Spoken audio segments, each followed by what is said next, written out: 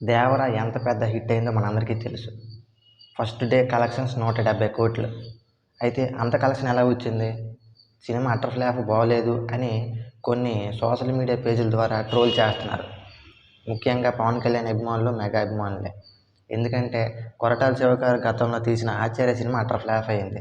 ఆయన రీసెంట్ ఇంటర్వ్యూలో ఎవరి పనిని వాళ్ళు చేయించుకొనిస్తే రిజల్ట్ 'దేవర' సినిమాలా ఉంటుంది అనడంతో మెగా అభిమానులకి, పవన్ కళ్యాణ్ అభిమానులకి ఎక్కడో కాలింది.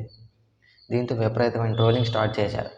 దీనికి జూనియర్ ఎన్టీఆర్ గారు స్పందించి సినిమా చాలా బాగుంది, ఫేక్ రివ్యూలు నమ్మకండి అని ఆయన కొంచెం భావోద్వేగానికి గురయ్యారు. ఎందుకంటే ఆయన ఎంత మంచి వ్యక్తో మనందరికీ తెలుసు.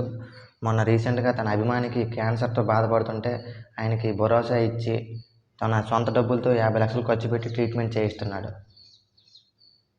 మరి అలాంటి వ్యక్తిని వీళ్ళు ట్రోల్ చేయడం, వీళ్ళు ఎందుకు ట్రోల్ చేస్తారంటే ఫస్ట్ ఆఫ్ ఆల్ ఎంత పెద్ద హీరో అయినా, చిన్న హీరో అయినా వీళ్ళని పామాలి.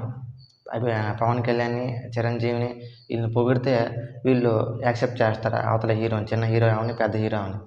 వీళ్ళని పొగడకుండా ఇండిపెండెంట్గా సినిమా తీసుకుంటే మాత్రం వాళ్ళు చూడలేరు. అదే కొరటాల శివ గారు మన ఇంటర్వ్యూలో చెప్పడం వీళ్ళు బాగా కాలి విపరీతమైన ట్రోలింగ్ చేస్తున్నారు. మరి దీని మీద మీ అభిప్రాయం ఏంటో కామెంట్ చేయండి.